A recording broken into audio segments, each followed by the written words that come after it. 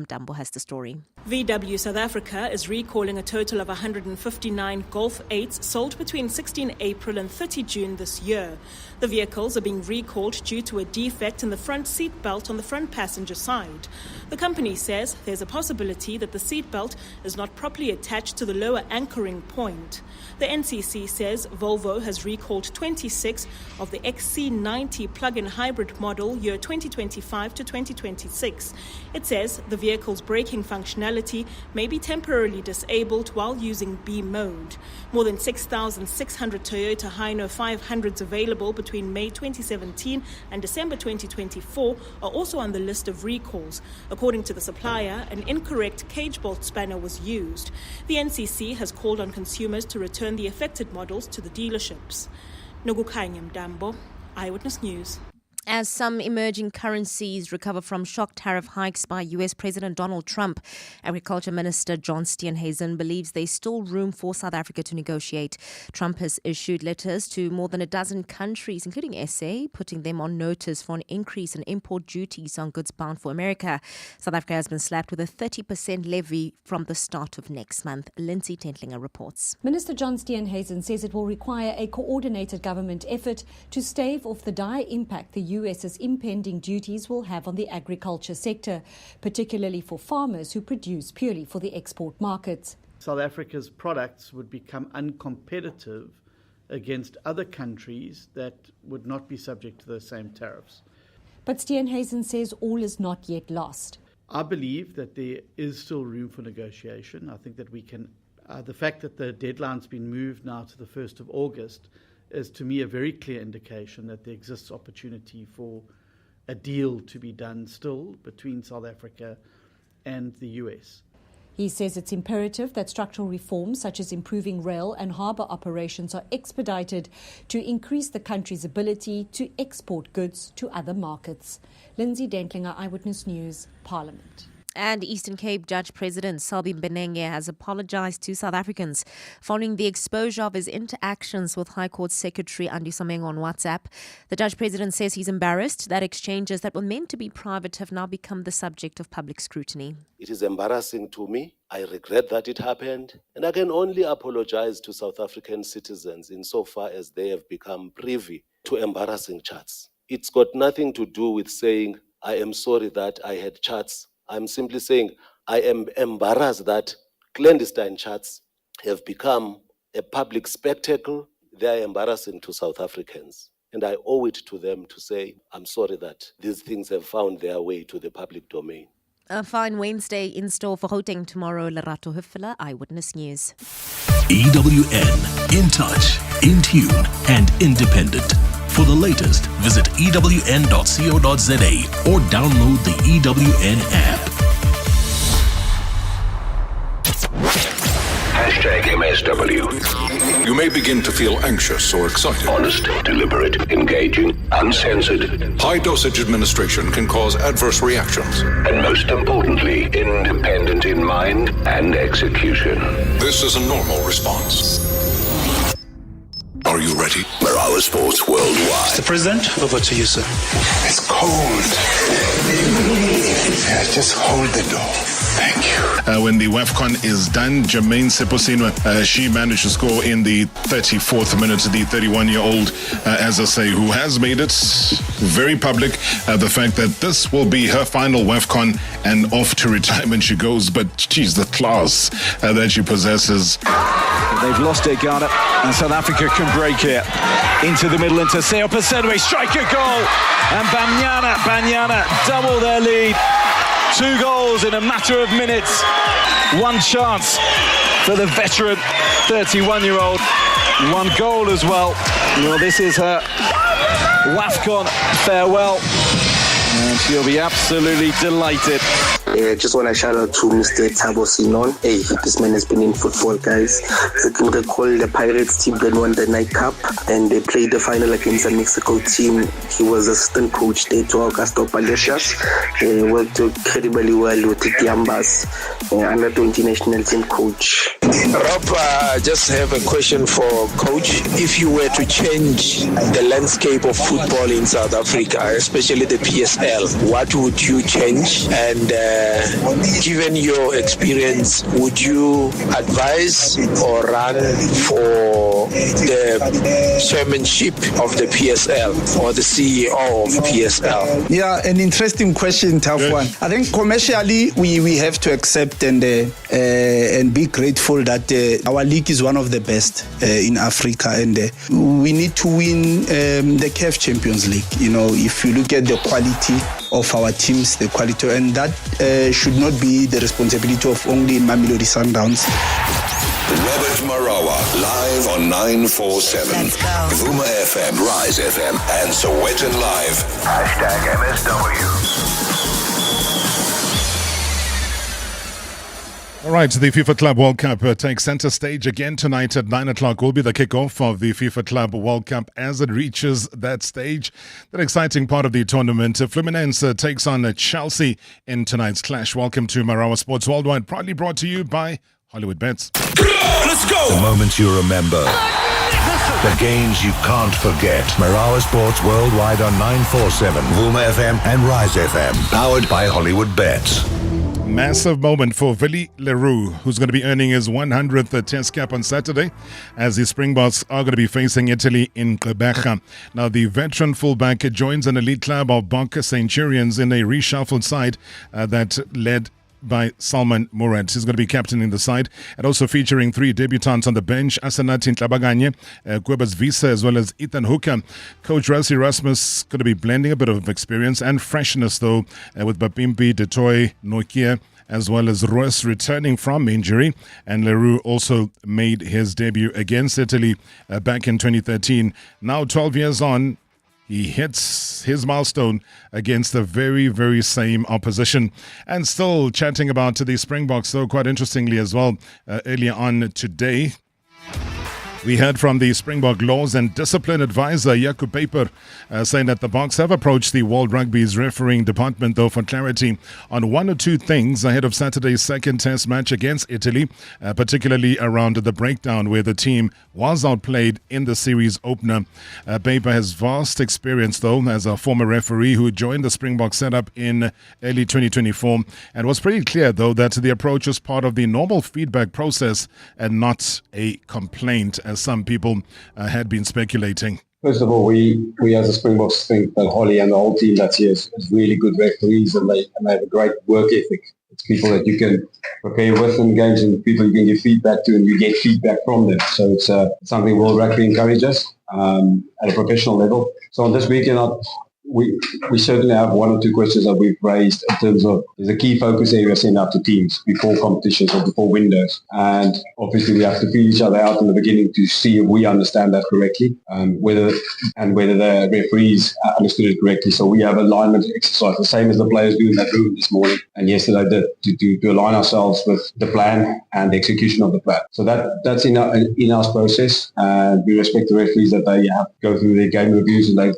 we are sure they will give us honest feedback, and it'll put us all in a better position going into this weekend who needs to adjust.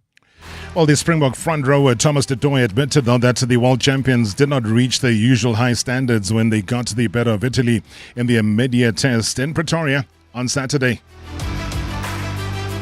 I think if you look at that more, it's definitely a very modern way of mauling. It's not one person or not a whole package going over the line. I think it's very much evolving as the maul goes on. Different people handling the ball, the more kind of snaking, for lack of a better word, left and right, and then evolving towards the try line. Like I said, we definitely pride ourselves in stopping more, and that is definitely a negative that we addressed this morning, and that we'll rectify during the week. I wouldn't say wake-up call, but I would say we definitely set very high standards for ourselves when it comes to preparing for the match, and then also in the match itself. And training-wise, we all try and lift each other up. We all try and be better week in and week out. And so we compare ourselves to ourselves. So when we review the game, we review it in the sense that were we better than the week before? And in certain aspects, we have to look ourselves in the mirror and say we weren't. But there's definitely not a lack of intensity at training or a lack of preparation. This group knows what needs to be done, and we try and do that. So credit to the Italians. They are a proud nation. They play very good rugby, so they were very good on the weekend. Most of the camps are done in our thought, so I mean we try and nullify that as much as we can. But we based on our conditioning and what Andy prescribes during the week, we definitely get enough load and work done at altitude for that not to be as big and thick as someone who just rocks up there on a Saturday and starts playing. So we get enough preparation for that not to be an issue. Well, South Africa wrapped up a crushing innings and 236-run victory over Zimbabwe on day 3 of the second test in Bulawayo, sealing a 2-0 series whitewash and also extending the unbeaten run to 10 consecutive tests. Now, here's the Proteas coach, Shukri Conrad. I think the important and the impressive thing for me was how we managed to keep the standards as high as we set them, both the first test and the second test, batting first. We found ourselves in a little bit of trouble against the new ball, and then how the youngsters, Luandre and Brevi, managed that in the first test. And the same in the second, we found ourselves in trouble, and then Vian played a monumental knock. And then on the bowling front, just the disciplines we were able to maintain throughout, and constantly keep the Zimbabwean batters under pressure. That for me was really, really impressive. And then obviously the catching yet again is something that we attach a high value to it, and the way we in the field we were really, really good as well. So that was particularly impressive for me. All right, so let's head off to Morocco right now because, some moments aren't just wins on a scoreboard. They are pretty much a declaration of purpose, of pride, of power. And from the soul of the nation, though, to the sands of Morocco, Banyana has drawn first blood in their quest for continental glory. The 2-0 masterpiece scripted in the boots of Linda Motlalo as well as Jermaine Seposinwe, and sealing by a sisterhood that refused to flinch when Ghana came surging. Now, the proud of South Africa, stood pretty much tall and shaken, eyes fixed on history. Guiding every heartbeat on that pitch is Desiree Ellis, the heartbeat of belief and also the architect of dreams. That's why everybody is there, all the ladies, the support and the support staff. The living legacy that transformed tears of past heartbreak into triumphs carved in gold. Now, she joins us tonight, and not just as a coach, but as a symbol of strength, grace under pressure. And we saw that every inch of the way yesterday. Desiree Ellis, thank you so much for your time. Good evening. Hi, good evening, Rob, and welcome to your listeners. Match aside, today, how's it been after that showing yesterday? Look, today we obviously had a recovery session, had some post-match analysis, because even though you win, you're still looking at improving. We're showing the good moments. We're showing the moments that we can improve on, and then, have a discussion. But I must say, before I continue, the analyst was top. Everything he said, and as he analyzed, they did. I think credit has got to go to the assistant coach and the goalkeeper coach keeping a clean sheet. Conditioning coach, Rob, it was hot out there, Rob. I won't lie to you. When we left out the field at 20 past 8, it was from like broad daylight, but it was 35 degrees outside. So can you imagine at 5 p.m. how hot it was? It was not only hot on the pitch, but the weather was extremely hot and raining. So the conditioning coach did a good job. The assistant coach, Coach Tina, has been key also in all of this. And of course, the medical team making sure that we have everybody ready. So good 3 points in the bag. Somebody reminded me that it's the third time in a row that we beat West African opponents. I didn't even think of it like that. All I thought about was getting a result in that first game to set the tone like it did in 2018 and 2022.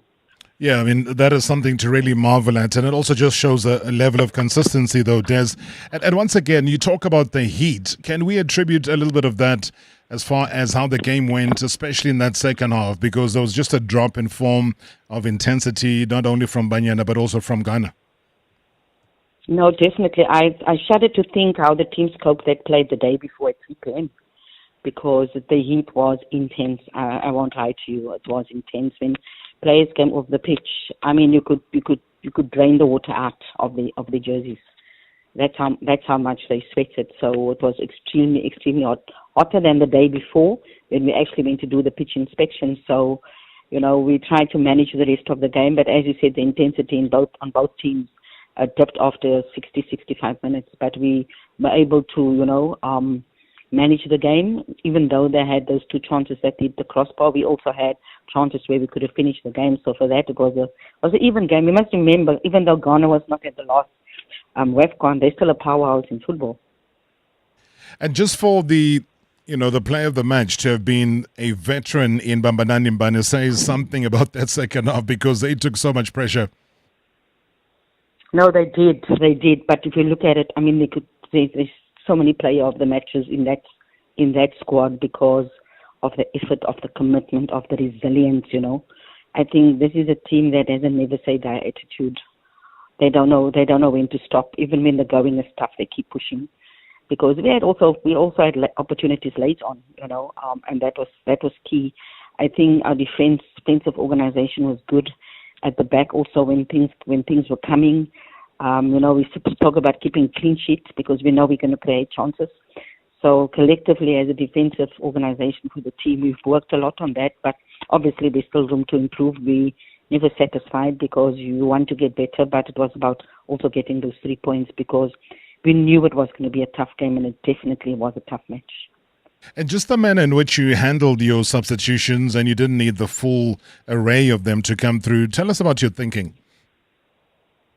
Look, we knew that some of the midfielders were going to run out of steam. We knew that was going to happen. We also knew with the two wingers going up and down, that they might run out of steam. So we changed that a little bit, bringing Hilda on for the last minutes and switching Jermaine, and then trying to use Ronaldo to hold up the ball and getting those two players on the side that gave us an outlet. And Hilda had almost two great opportunities to go in and score when she came on. So it was just to give us that outlet again, because as you could see, the energy was gone. So we had to make a decision which ones we bring up and which ones we can add to. And I think that really, really helped us. Again, wrestle it back from them because they were definitely coming at us, and we needed a little bit of fresh legs, especially in those positions when we win the ball. Is there an outlet? And as I said, Hilda got two chances from the side in on goal, and a bit rusty, but we know the breadwinner. She always delivers. Yeah, she delivers the bread, doesn't she? Now you get a bit of a reprieve up until you get to face Tanzania. Any moment to have had a look at the video footage from their match? Well, we just downloaded some stuff. We looked all over for footage which we got, and our analyst is currently busy with that. We all obviously look at the match.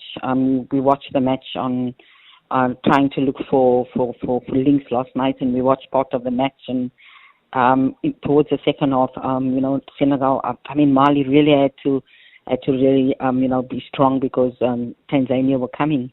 We know now the next game is a must-win for them.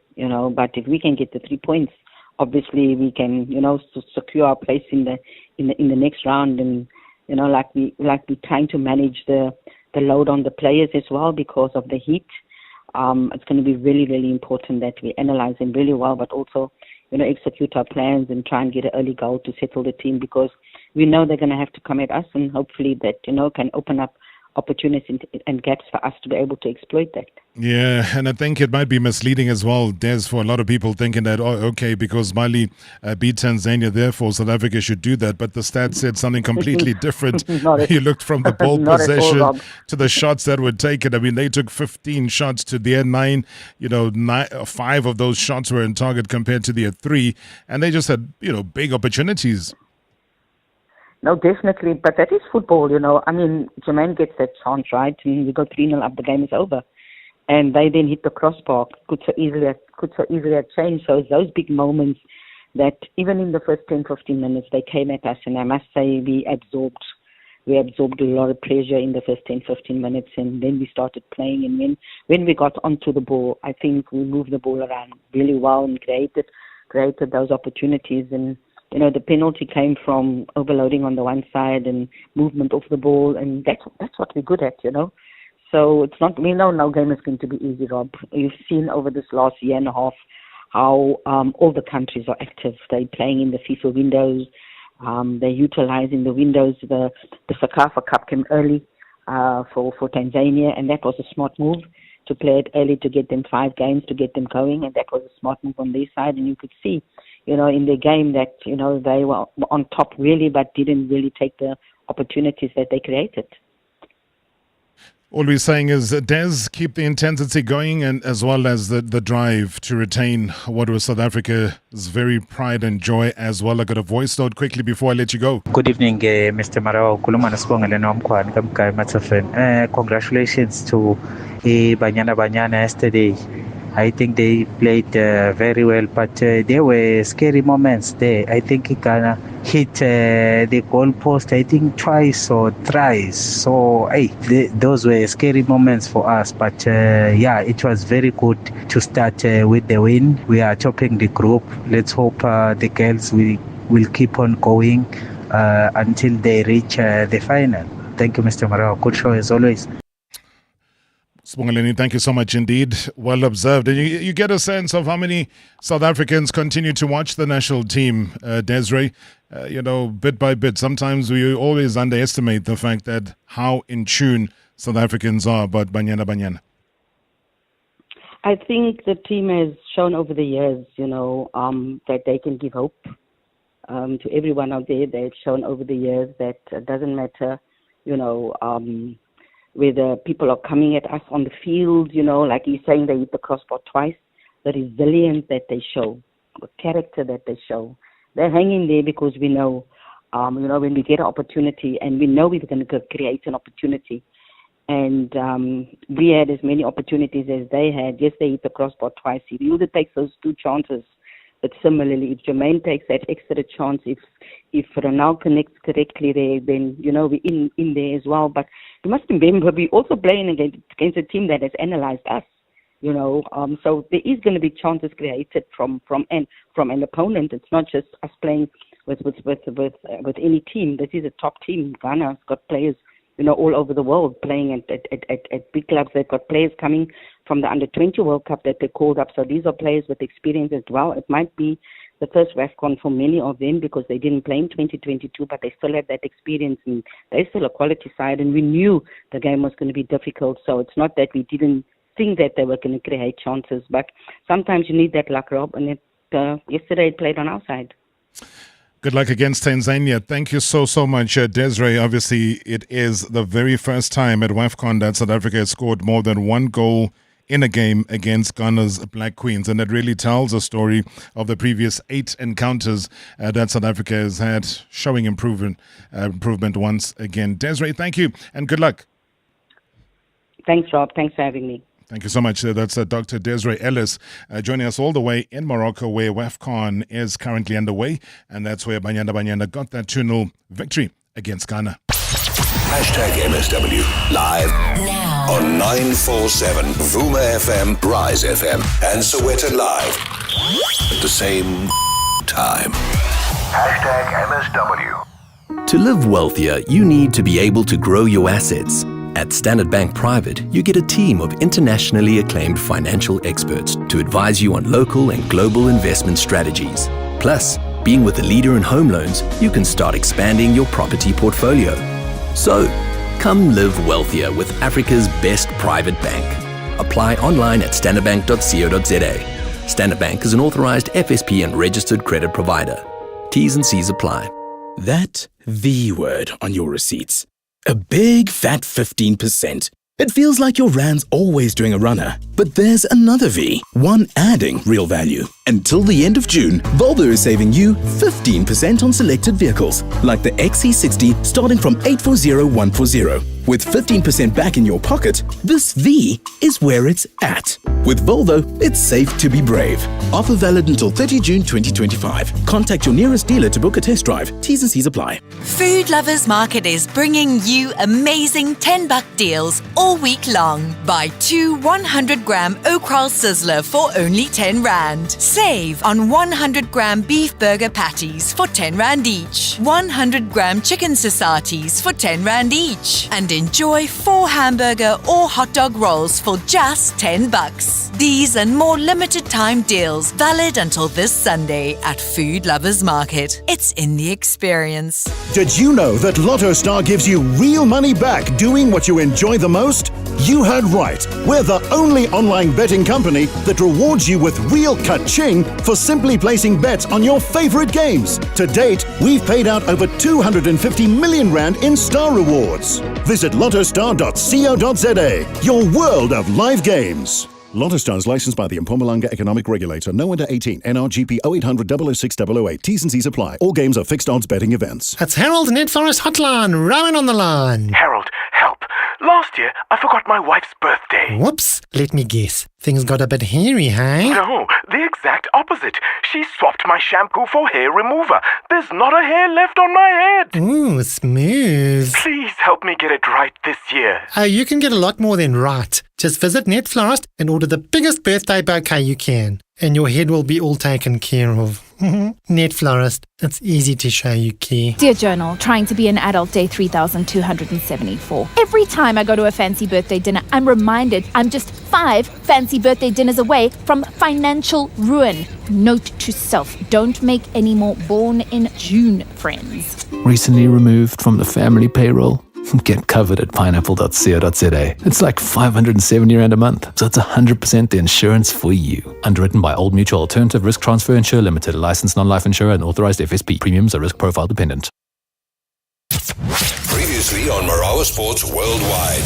FIFA talent coach Thabo Senong, maybe just a final word, literally nice and short, on anything that we might have left out. You know, for coaches, especially for our youth coaches, they shouldn't use youth coaching to develop their CVs. You know, they should use youth coaching to systematically develop players and allow players to grow without any pressure, because there's a biggest trend whereby our youth coaches are really sometimes fast-tracking their CVs, and then it becomes a win at all cost at development level. So at development level, sometimes players have to play under less pressure. And allow them to make mistakes. Absolutely. Then they'll be more creative, artistic, and but we are looking forward, and we thank Engine, you know, for creating this platform for players. For so many years. Enjoy the moment. #MSW. #MSW. All right, before we get fully into our guest, here's a voice note, and just judging from what it says here on the screen, it's an important question. Evening, Big Rob, and evening to the MSW listeners. Robs, can I please ask, when will the PSL announce the date for the PSL Awards? Because, I mean, we were told we have to wait for Mama Sundowns to come back from the FIFA Club World Cup, and they are back now, but still the date has not been announced. So are the Scorpions having something to tell us, Rob, regarding the PSL Awards? Thank you, Mr. Robert. You know, it's a question I was asking even as early as last week. I was saying that we were told that before they left, but I also insisted that even before they left, there was a Sunday and a Monday, which were free days where these awards could have taken place. Because now the problem is Sundowns have already announced the players that they've said goodbye to and who are no longer going to be coming back to Sundowns, and will not be part of these celebrations in any case. So then what is the point of having had those awards? So if there was still an outstanding game when Sundowns had finished, for me, it meant Sundowns had finished. The league was theirs. The awards should have taken place. These usually take place straight after the Nedbank Cup, and they didn't. There might be other reasons, who knows, because there's always reasons. But from a layman perspective, I don't know. Maybe when we get to Ngobile, he might know. All I'm saying is that maybe Mandla might know. I don't know from my side. But it's an important question because these are important awards. You need to celebrate. And that's what a season is about. It's about the celebration of individuals within team sport and the teams that do get to win overall.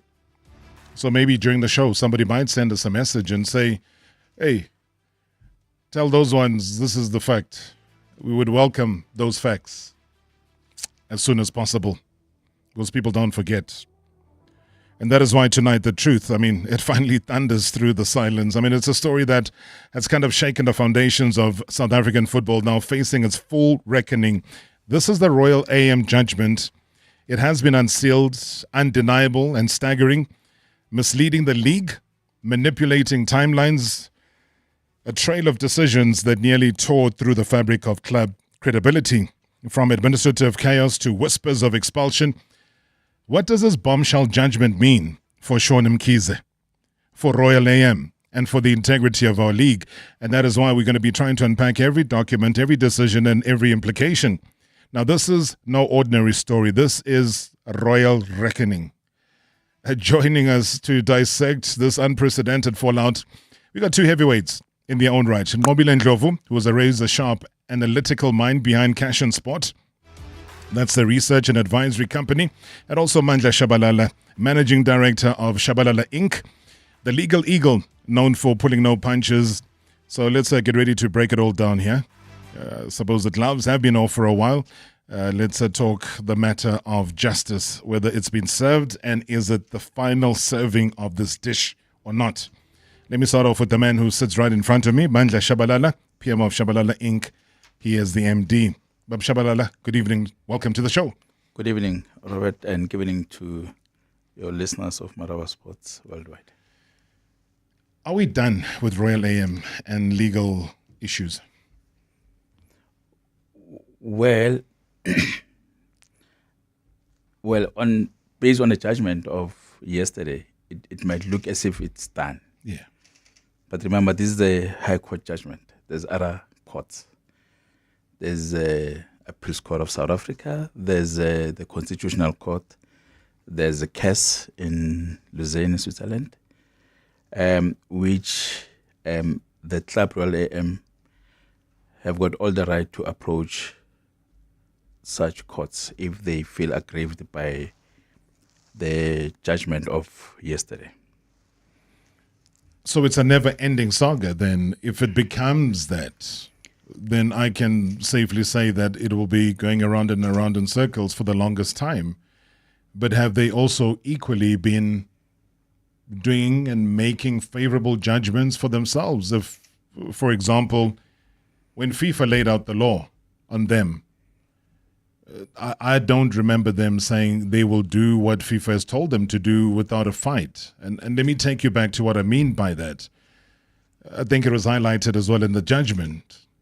Point number 15, saying that on two different occasions in the space of 6 months, the applicant received 2 FIFA registration bans, one in July 2023 and the other one in January 2024. And each ban was in respect of a registered international player, one Samir Nukovic, whose salary the applicant had failed to pay, and the other was Ricardo dos Santos Nascimento, whose employment contract the applicant had prematurely terminated without just cause and had also failed to pay him remuneration for 2 months as the applicant had undertaken. So FIFA upheld the claims of these 2 players in 2 separate awards, pursuant to which the registration bans were imposed on the 3rd of July as well as the 15th of January 2024 respectively. They haven't been pretty clean though to the world governing body.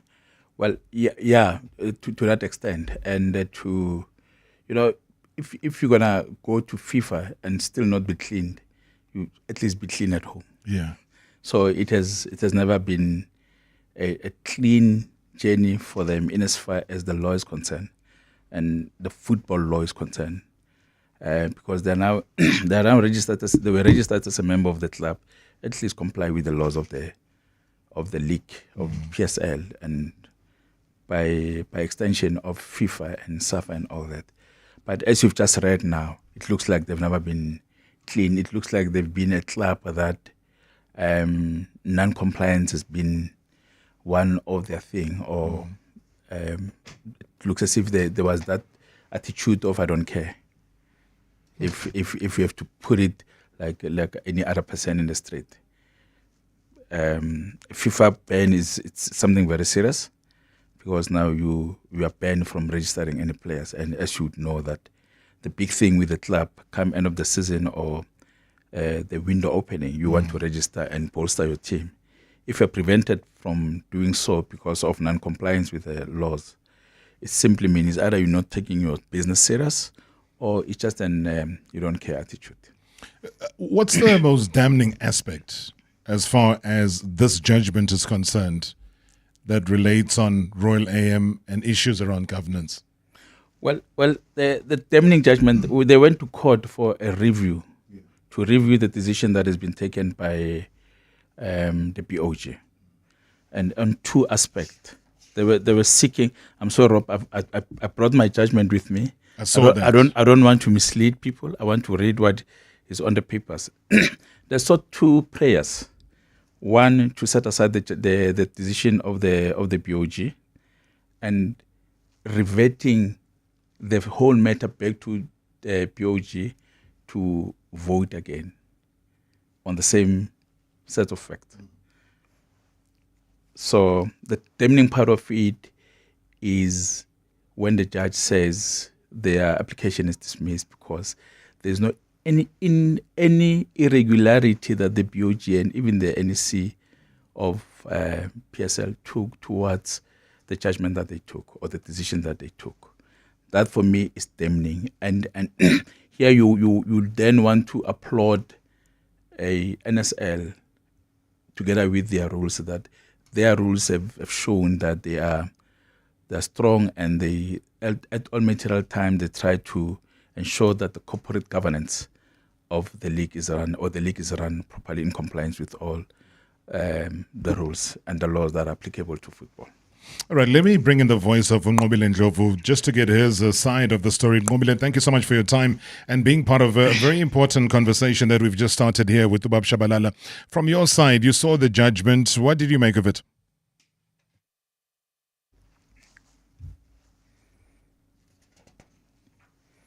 Was what Royal AM was essentially attempting to do here was to essentially challenge the BOG's very own constitution and the way in which they handle their legal matters. With regards to decisions made, there were instances where, for instance, Royal AM sought to, as Ubab Shabalala rightly stated, to set aside the BOG's, firstly, the decision, secondly, the manner in which because the BOG, for instance, stated within their rules that they will not allow Royal AM or a representative to be present during that voting process. Royal AM challenged that in their prayer to the court, but then the court said, but the rules state that they are allowed to specify the rules and regulations as far as who is allowed to vote and when not. So you actually, because you are the people who are in question here, you didn't actually have a right to be part of the process because they're voting about you. You can't then vote for yourself, But the Royal AM didn't challenge that when it came out in the rule, but their interpretation, they sought to add smoke and mirrors, all along the line. They misrepresented. To be fair, the courts essentially said they lied with regards to the changing of the directors. In terms of the application for renewal of the status, they misrepresented that by telling the league that Mamkiza and her son were still directors when they had not been for over a year. They misrepresented directives to SARS in terms of their submissions to SARS, which only showed up a year later to show that the directors had changed, when in the background they had changed the directorship to remove the directors. There was full-on misrepresentation, non-compliance, and really a concerted effort to mislead not only the PSL but the curator and then also the court in terms of their submission. This is my understanding of it. It's blatant and it was malicious, to be honest. If you look at the judgment, in conclusion, the judge was very scathing, to be quite honest, of Royal AM and their conduct in this process. Yeah, just to bring you in here, Bab Shabalala, because the point that Nqobile brings in of importance is about the directorship and the resignation, because a year down the line, you claim to be what you're not, because you know that you've resigned. Both of the members of the family had resigned, and they were no longer, part of the directorship of the club itself. And that is what, again, the judgment brings forward, which is, again, a very damning part of it, is that many people didn't know about the resignations. Well, not many people, even PSL did not know. The ESCO PSL did not know. So they didn't bring the papers even to the league of which they were a part of? No, it only came to the attention of the league in February this year, when they brought an agent application. So this is what happens every year when you register. There's a club licensing registration that we bring on board. You have to identify all your directors of the club. Should there be any change in the shareholdership or directorship, you need to obtain the consent of the league. And in this case, because the curator was already appointed, the curator needed to be informed that now there's all these changes. But again, the question is, did they have all the powers and authority to make all the changes if the club was under the curatorship of the curator now? And it shouldn't be. They should have obtained the consent. And in fact, the curator should have actively participated in ensuring that there's membership exchange or shareholding exchange of things. And it is not clear here as to what really transpired. But all that boils down to misrepresentation to the league, which clearly misrepresentation, you'll find it in a definition of a fraud. Sure. So it was a fraudulent act. It was a fraudulent activity. From your side, Mobile, just quickly before we take a break as well, Royal AM's conduct, as we've spelt it out, both yourself and Ubab Shabalala, did this conduct justify the expulsion of the club from the league? It was justified even before the club was put under curatorship. They had already lied in 2024 when they represented themselves to the league, and they already changed the directors in 2023 without permission from the league. Already within that aspect, they could have been expelled. So there was more than enough justification and reason from the league's perspective to expel them, even prior to the curatorship. Because both of you do lay it out that, they were doing all the wrong things. And one goes back to even the start when it was still that saga in the first division, where they brought their own trophies, they brought their own medals and celebrated their own victory. I mean, do we see that as a beginning of a lot of these and other issues that were to take part as well? We will come back after the break. Would love to pick it up from there. I mean, there's more as far as the judgment is concerned. There's more that you would want to hear of, but otherwise, feel free. Any questions or comments, give us that WhatsApp voice note. #MSW live now on 947 Vuma FM, Rise FM, and Soweto Live at the same time.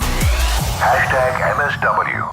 Let me get this right, Ron. You're a plumber by day and Pretoria's smoothest wedding DJ by night.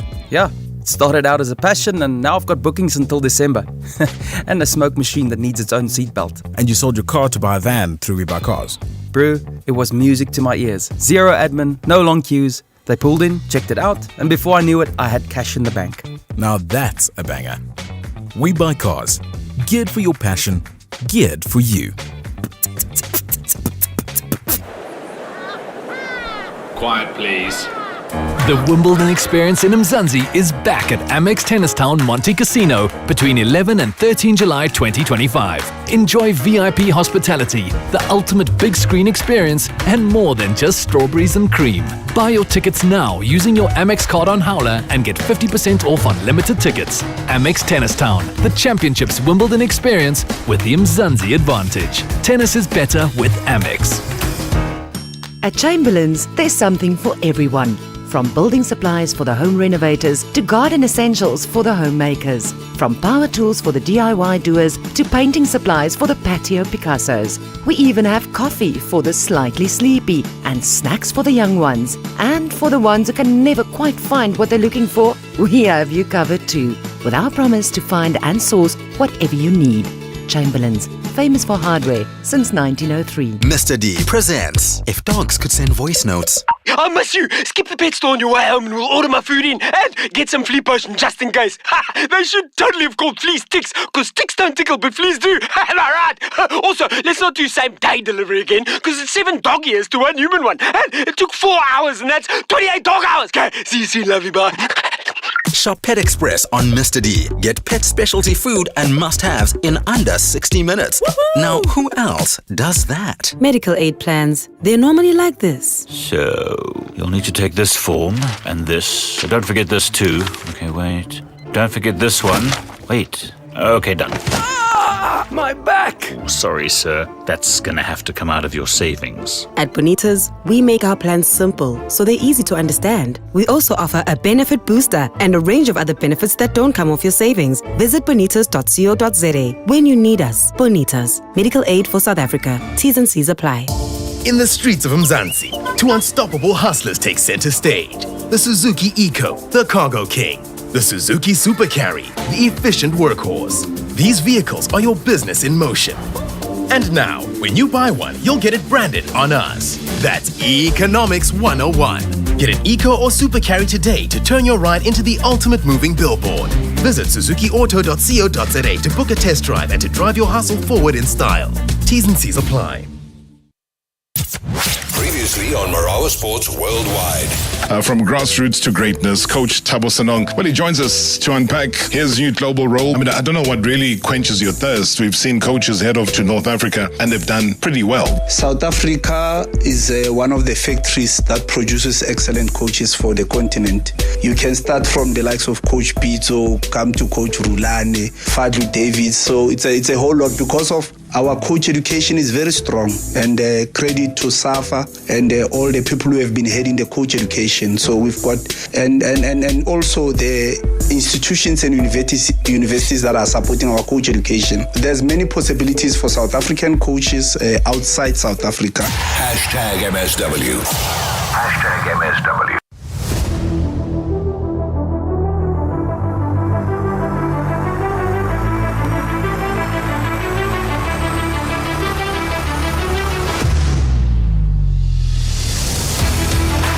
Right, we hit the final straight of the show right now as we unpack a story that a lot of us have been talking about, but an important ruling that came through yesterday from the High Court of South Africa. Ngobile Ndlovu, the Director of Cash and Sport Research and Advisory, is on the line with us. In studio is Mandla Shabalala, PM of Shabalala Inc. He is the MD thereof.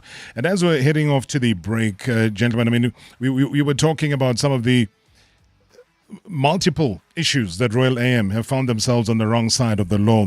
Do you believe, though, that Ngobile, this has been a long time coming, and the fact that they've already put the league in disarray and dispute for much longer period than the recent shenanigans?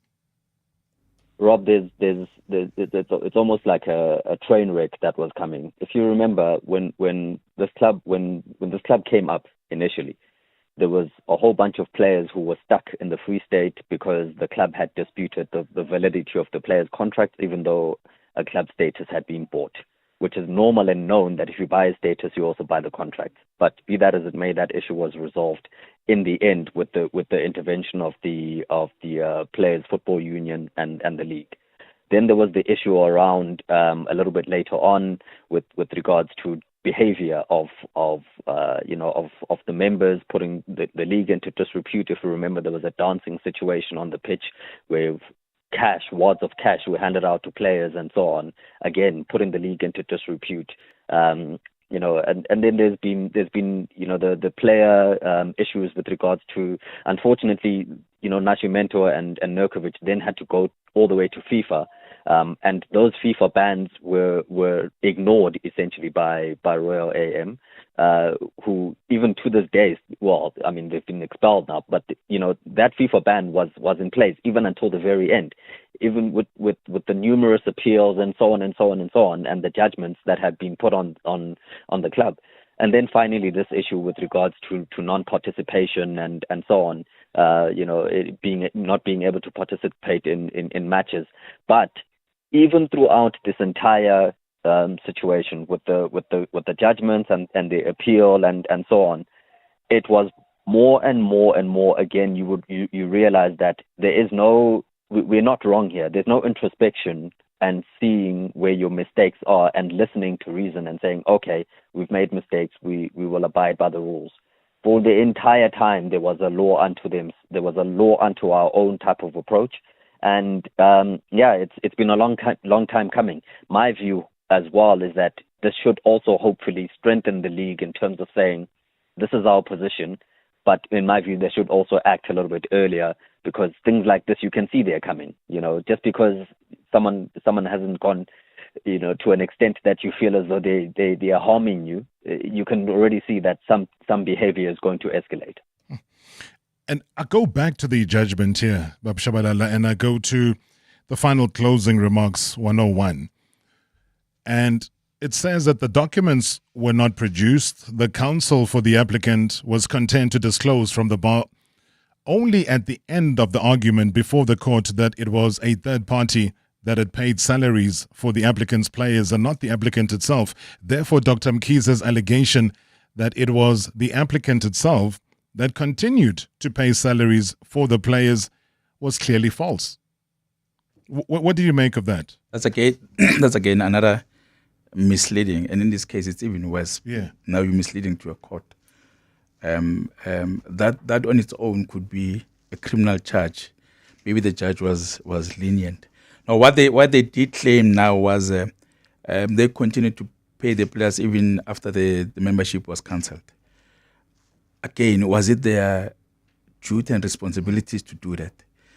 And even the judge somewhere in the judgment says it was not, especially if the curator was there who took over the control of the club. And remember, the issue of selling the club, Rob, at some point it was agreed between the parties that the only way out of this mess was to dispose of the club. And as we know that it never came to that realization. But that's another misleading fact, misleading the court that the club itself was paying.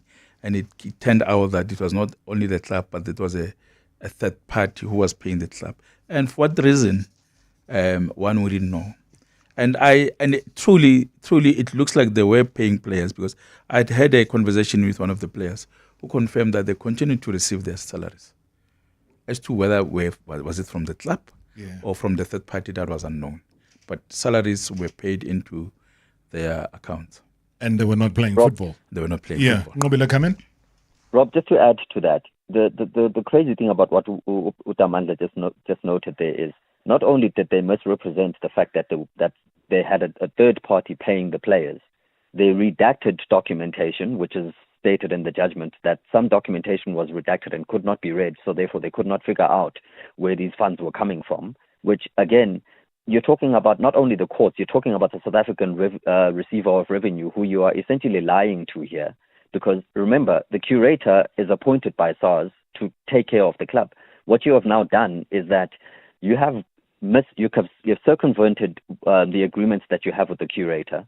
You've now gone and gotten someone else to pay these players when the curator is appointed to ensure that they preserve any funds available. So now are you saying that there are funds available which you have now been hiding from SARS and been using to pay these players? Because now that's the issue that SARS has to resolve now, is where is this money coming from? So not only are you misrepresenting facts to the court by providing redacted documentation, you're now also misrepresenting yourself to SARS in terms of what is your actual true financial position by now paying these players through a third party. And who is this third party?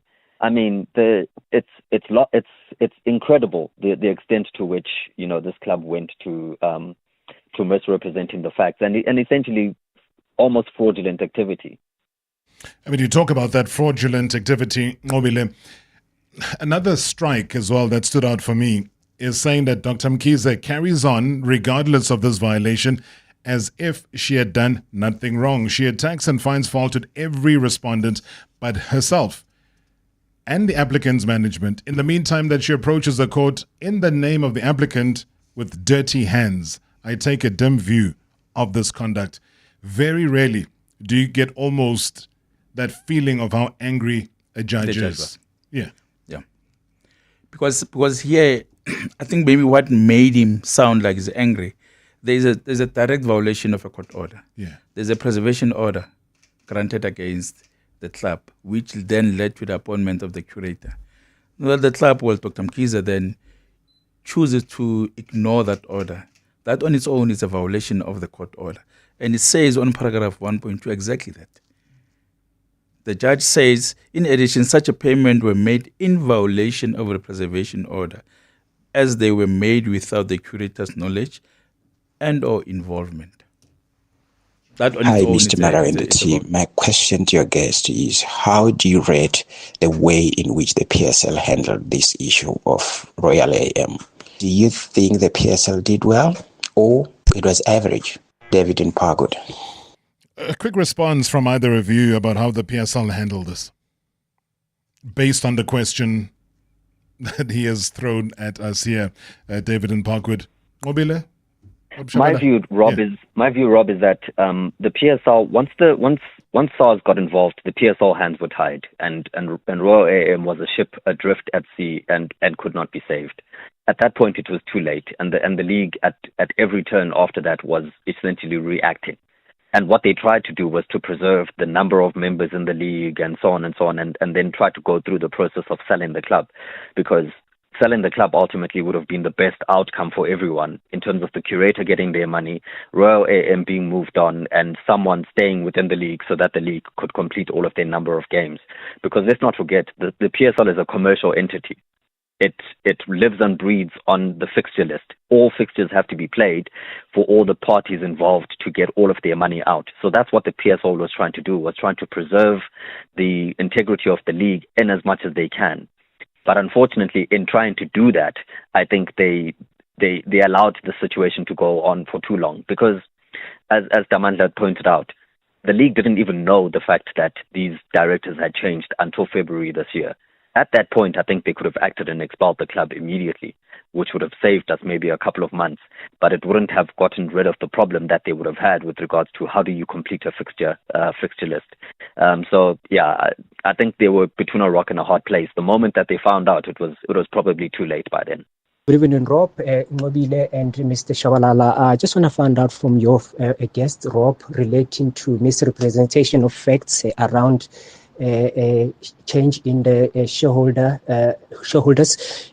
I need to know from a PSL perspective, is there any work done to perform enhanced due diligence other than relying on the information that is represented or presented by clubs for PSL to also satisfy themselves independently that the information that has been presented to them is the true reflection of what is sitting on other company registration repository sites, because other than this, there's an obligation for entities to also comply with money laundering legislations, because if PSL is not also verifying a beneficial ownership statuses of club, we could potentially have clubs being used for money laundering on other illegal activities. I just want to hear views of your guest around that. Thank you so much. Shabalala, this points directly at you. That's a very good question. A very good question.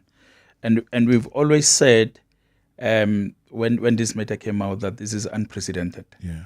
And we always learn from all these things. I think PSL, and I could be wrong, and I stand to be corrected, that every time you present documentation, they take the document as they are with the trust that as a member of the club, having entered into an agreement with the league, as a member of the league, that will present the proper and required documents. Hence, it took so long for the league to know. Maybe this could be a learning curve, that maybe these are measures that they need to put in place to ensure, to preserve the dignity and of the league. Maybe these are the measures that they need to take. I'm not so sure if there are such in place in the league, but if not, this could be a learning curve for the league to strengthen the due diligence, as the caller said. I mean, can Royal AM, Mobile, as a final parting shot for you, can they survive this fallout in every way that we never ever get to hear about an entity or a football club? Let me not say entity, because there was also a hair salon by the same name, but let me deal with the entity of a football club called Royal AM. I don't think that club can ever come back. Not with, because remember, a club inherits and keeps its issues for as long as it survives. Regardless of who tries to bring it back, you will always have those issues to deal with. And I think within the league itself, there is no appetite to have anything closely related to the club, let alone the family, with regards to football. Because, but as Damandla said, this is the perfect opportunity for the league to strengthen and enforce stricter kind of rules and regulations. Beautiful summary. Mobile, as always, follow him on Cash and Sport on social media research and advisory. Mobile Ndlovu, director of that company. Thank you so much, Baba. Appreciate your time. That's bonga, Rob. You get the final shot. Babanda Shabalala, Royal AM, where to from here? Well, if I was somewhere closer to them, I would say that's it. Game over. That's game over. If I was closer to them, I will definitely say that, because I don't see them coming back from this. But lawyers at times also, they take advantage of such. They make you believe that you can take one more step towards the law, try and challenge an aspect or another of a ruling. Well, lawyers are wired like that. They need to find a loophole. If there is one, they'll capitalize on that. For their own financial gain, I would imagine. Oh, well, it's a business. Yeah. And those who probably don't make a lot of money, they will tell the truth from the beginning and say, well, there's nothing we can do here and you can part ways. But those who believe that they can argue and be successful, they will always say, let's do it. And a deposit first before we proceed. Sure. Well, can I give you some homework so that next time I see you, we deal with Cape Town Spurs, we deal with Marumo Kellens, we deal with Kellys. That's my homework to you, so that, again, we come back and we clarify some issues that need your legal and BDI. Thank you, Robert. Highly appreciated there. The expert views there of Mandla Shabalala Inc. That's PM Shabalala Inc. MD, joining us right here on hashtag MSW. All right, do join us again tomorrow. Marawa Sports Worldwide, proudly brought to you by Hollywood Bets. The thrill, the drama, the action. Let the game begin. Marawa Sports Worldwide on 947, Vuma FM and Rise FM. Powered by Hollywood Bets. Hashtag MSW. Live now on 947, Vuma FM, Rise FM and Soweto Live. At the same time. Hashtag